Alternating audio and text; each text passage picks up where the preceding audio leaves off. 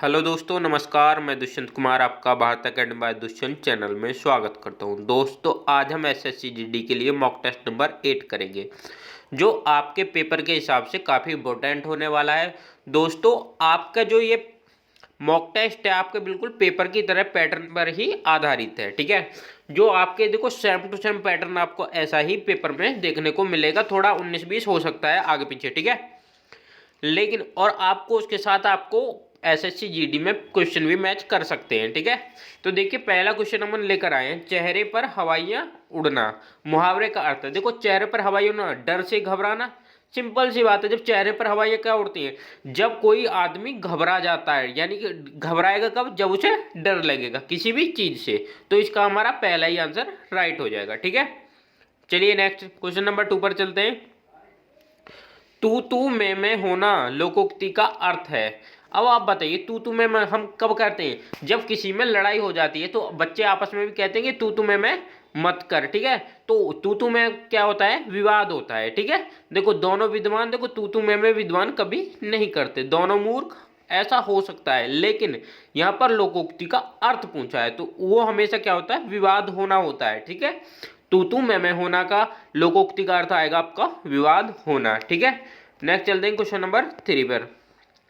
देखिए क्वेश्चन आपके लिए वाक्य शुद्धि का एक क्वेश्चन 100% आने वाला है आपके एग्जाम में। तो इसमें देखो आपके 4 वाक्य दिए हैं, आपको शुद्ध वाक्य चुनना है। ठीक है, इसमें आपको देखो चारों ही वाक्य हैं जो एक दूसरे से रिलेट होंगे। मैं आपको डायरेक्टली बता देता हूँ, इसमें जो आपका ऑप्शन नंबर 4 है, परिवर्तन का अर्थ यह कदापि नहीं है कि अतीत की सर्वथा उपेक्षा की जाए। ठीक है, तो आपका एक बिल्कुल राइट है, यानी कि शुद्ध वाक्य है ये। ठीक है, नेक्स्ट चलते हैं क्वेश्चन नंबर 4 पर। देखिए आप ये बताइए, इसमें से आपके लिए देखो एक क्वेश्चन आपके लिए वर्तनी का भी आएगा, इसमें आपको शुद्ध वर्तनी चुननी है। तो आप इसमें शुद्ध वर्तनी चुनिए। तो आपकी शुश्रूषा कौन सी है? तो आपका ऑप्शन नंबर ए ही बिल्कुल राइट है। देखो आपको पहला नंबर ही देखने से आपको पता चल गया होगा। ठीक है, आपकी यही शुद्ध वर्तनी है। ठीक है, नेक्स्ट चलते हैं क्वेश्चन नंबर 5 पर। देखो क्वेश्चन नंबर 5 कहता है प्रतिवाक्यांश के लिए एक शब्द। तो सिंपल सी बात है, आपके लिए क्वेश्चन दे रखा है पृथ्वी के तीनों ओर पानी वाला स्थान। तो पृथ्वी के तीनों ओर पानी वाला स्थान को हम क्या बोलते हैं? सिंपल सी बात है, प्रायद्वीप बोलते हैं। देखो कोई भी अगर 3 तरफ से घिरा हुआ है कोई भी चीज, तो उसे हम प्रायद्वीप बोलते हैं। ठीक है, और इसमें पृथ्वी के तीनों ओर पानी वाला स्थान इसने क्वेश्चन में कहकर बोला है। ठीक है, तो हम उसे क्या लगाएंगे? प्रायद्वीप लगाएंगे। ठीक है, क्वेश्चन नंबर 6 पर चलते हैं। देखो निर्धनता की समस्या आर्थिक डैश का परिणाम है। आपके लिए फिल इन द ब्लैंक एक नंबर का आएगा, 100% आएगा। देखो उसमें दे रखा है पिछड़ेपन का, अभाव का, संघर्ष का और विषमता का। ठीक है, अब आपको इसमें सही फिल करना है। तो ज्यादातर देखो मैं आपके लिए बता रहा हूं, आप क्या करोगे, ये लग सकते हो निर्धनता की समस्या आर्थिक पिछड़ेपन का परिणाम है। ठीक है, लेकिन नहीं, पिछड़ेपन का परिणाम देखो आर्थिक समस्या होगी जब, तो ऑलरेडी अपना पिछड़ जाएगा व्यक्ति। ठीक है, अभाव है, आर्थिक अभाव का परिणाम है, ये भी नहीं है। और संघर्ष का, देखो अगर कोई व्यक्ति संघर्ष करेगा वो आज नहीं कभी ना कभी तो व्यक्ति धनी बन ही जाएगा। ठीक है, तो हमारा ये भी नहीं आएगा। तो सिंपल सी बात, जब हमारे 3 ऑप्शन नहीं है तो हमारा चौथा ऑप्शन बचा विषमता। निर्धनता की समस्या आर्थिक विषमता का परिणाम है। ठीक है, तो हमारा ऑप्शन नंबर डी यानी विषमता इसका राइट आंसर है। ठीक है, नेक्स्ट चलते हैं। कश्मीर की समस्या अब शीघ्र डैश योग्य हो गई है।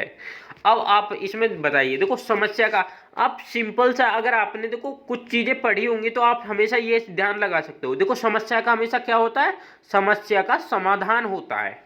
ठीक है, तो आपको क्वेश्चन में ज्यादा उधर उधर करने की जरूरत नहीं, तो इसमें समाधान भी दे रखा है, तो समस्या का क्या होता है? समाधान। तो इसका ऑप्शन नंबर बी बिल्कुल राइट हो जाएगा। देखो कश्मीर की समस्या अब शीघ्र समाधान योग्य हो गई है। ठीक है, तो इसमें क्या आएगा? समस्या का क्या होता है? समाधान होता है, इसलिए हमारा यहाँ में समाधान आ जाएगा। और देखो आप इसमें से और भी ऑप्शन यहाँ रख सको, आपको ऐसा लगेगा कि यह भी तो हो सकता है और आपको सही भी लगेगा। ठीक है, लेकिन ऐसा नहीं होगा, तो इसमें आपका ऑप्शन नंबर बी समाधान ही आएगा। देखिए नेक्स्ट चलते हैं। देखो डैश बुरी बला है, लड़ाई बुरी बला है, अज्ञानता बुरी बला है, मूर्खता बुरी बला है, या लालच बुरी बला है। तो ये तो एक सिंपल सी लोकोक्ति है, तो जो आमतौर पर गाँव में भी और यानी कि बड़े छोटे से लेकर बड़े लेवल तक बोली जाती है कि लालच बुरी बला है, उसके चक्कर में ना फंसे। ठीक है, तो इसमें क्या आ जाएगा, लालच आ जाएगा यहाँ पर। तो यहाँ क्या आ जाएगा, लालच आ जाएगा कि लालच बुरी बला है। ठीक है, तो ऑप्शन नंबर डी बिल्कुल राइट हो जाएगा। देखो आपको इसमें क्वेश्चन नंबर 9 में दे रखा है, देखो इसमें त्रुटि दे रखी है। ठीक है, देखो संकट के समय धैर्य से काम लेना चाहिए। ठीक है, तो ए में आपका संकट के समय है, बी में आपका धैर्य से, और सी में काम लेना चाहिए, और डी में कोई त्रुटि नहीं। तो आपको सिंपल सी बात है, देखो संकट के समय धैर्य से काम लेना चाहिए। कोई सेंटेंस में आपको त्रुटि लग रही है? बिल्कुल नहीं, क्योंकि देखो आपको ये पूरा सेंटेंस पूरा हो रहा है और उसमें कोई त्रुटि नहीं लग रही है।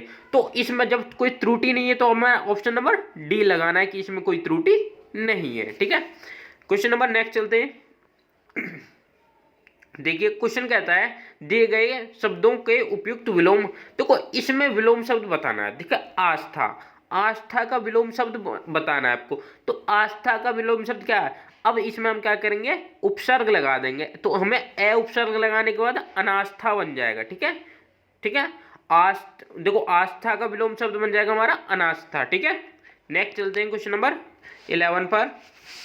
देखो क्वेश्चन नंबर 11 कहता है, देखो इसमें भी आपको विलोम शब्द चुनना है। ठीक है, अपमान का विलोम शब्द क्या होता है? देखो अपमान का हमारा सम्मान विलोम शब्द होता है, इसमें सम्मान। ठीक है, देखो आपको अपमान का क्या है, सम्मान, लेकिन कुछ लोग इसमें आदर भी लगाएंगे, लेकिन आदर का विलोम शब्द क्या बन जाएगा, निरादर बनेगा। ठीक है, तो अगर यहाँ निरादर होता तो हमारा आता आदर, अगर अपमान है तो यहाँ पे विलोम शब्द आएगा उसका सम्मान। ठीक है, इस बात को ध्यान रखना। बहुत से व्यक्ति अब भी इसमें आदर ही लगा सकते हैं। ठीक है, नेक्स्ट चलते हैं कुछ, नेक्स्ट चलते हैं। ठीक है, देखो दिए गए शब्दों को पर्याय समानार्थी शब्द के लिए 4 विकल्प दिए गए, उचित विकल्प चुनिए। यानी कि एक बात बताइए, समानार्थी शब्द आपको चुनना है। ठीक है, निंदा, देखो निंदा का समानार्थी शब्द क्या होता है? देखो प्राकृतिक, देखो निंदा और प्राकृतिक का कोई मतलब नहीं, तो ये तो बिल्कुल हो गया नहीं। वास्तविक, ये भी इसका कोई समानार्थी शब्द नहीं है। तरिणी, तरिणी भी नहीं है। तरिणी, तनुज, तटजा। ठीक है, लेकिन अपयश आ रहा है इसमें। देखो निंदा की जा रही है और अपयश, यानी कि देखो किसी का यश को कम बताया जा रहा है, यानी कि उसकी निंदा हो रही है। तो हमारा किससे समानार्थी शब्द किससे आएगा, अपयश आ जाएगा। ठीक है, नेक्स्ट चलते हैं। देखो आपके लिए एसएससी जीडी में पहले 5 नंबर का पैराग्राफ आता था और अब 4 नंबर का पैराग्राफ आ सकता है, और आने को 5 का भी आ जाएगा। ठीक है, उसमें आपको कोई दिक्कत लेने वाली बात नहीं, लेकिन मैं आज आपके लिए 4 नंबर का पैराग्राफ लेकर आया हूं, यानी उसमें 4 क्वेश्चन हैं। देखो पहला क्वेश्चन दे रखा है, देखो अपने पाठकों का डैश हम पुनः चिंतन भूमि स्तंभ तथा आलेखों की ओर खींचना चाहेंगे, जिनमें निरंतर बुनियादी सवालों का पर नए ढंग से सोच विचार हुए हैं।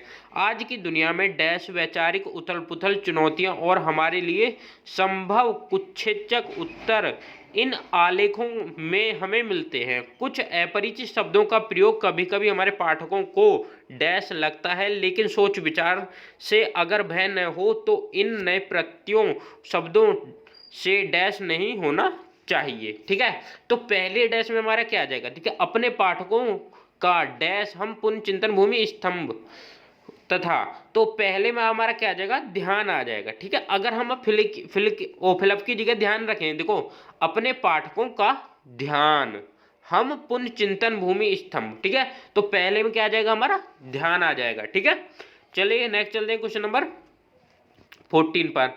अब हमें सेकंड डैश पर ध्यान देना है। ठीक है, तो हमारा क्या आ जाएगा सेकंड डैश में,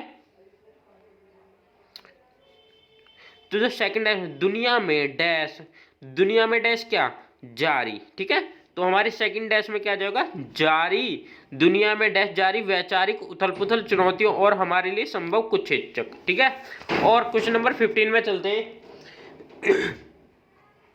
ठीक है, तो क्वेश्चन नंबर 15 हमारा कहता है, देखो क्वेश्चन नंबर 15 में हमारे थर्ड हमारे डैश देखना है।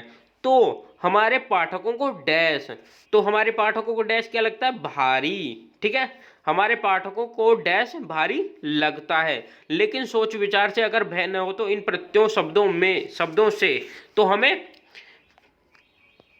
डैश नंबर 4 देखना है। तो हम प्रत्ययों शब्दों से नहीं होना चाहिए, तो क्या नहीं होना चाहिए, इसमें भय नहीं होना चाहिए। ठीक है, प्रत्ययों शब्दों से भय नहीं होना चाहिए।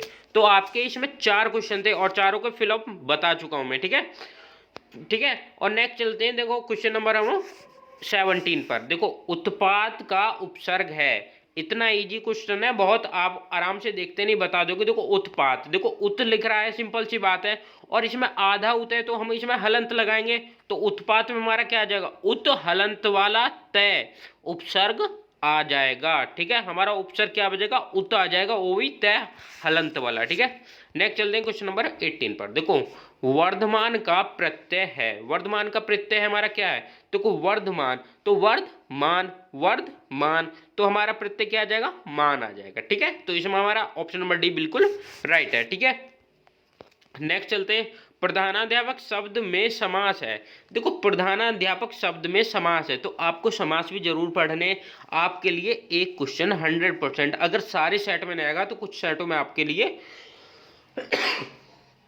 जरूर मिलेगा। ठीक है, समास से भी, तो सिंपल सी बात है। तो प्रधानाध्यापक में हमारा कौन सा समास है, कर्मधारय समास है। ठीक है, अब बहुत इजी है, ये तो बहुत इजी वाला क्वेश्चन था। ठीक है, तो हमारा क्या जाएगा, कर्मधारय समास। ठीक है, और नेक्स्ट चलते हैं आपके लिए अंतिम क्वेश्चन और प्रैक्टिस सेट का 20 क्वेश्चन। चंद्रोदय में संधि है, तो चंद्रोदय में संधि है, ये आपके लिए मास्टर क्वेश्चन है, आप इसका आंसर कमेंट में मेंशन कर सकते हैं। ठीक है दोस्तों, अगर आपको हमारे प्रैक्टिस सेट अच्छा लगा तो हमारे वीडियो को लाइक करें, हमारे चैनल को सब्सक्राइब करें। ठीक है, thank you all of you.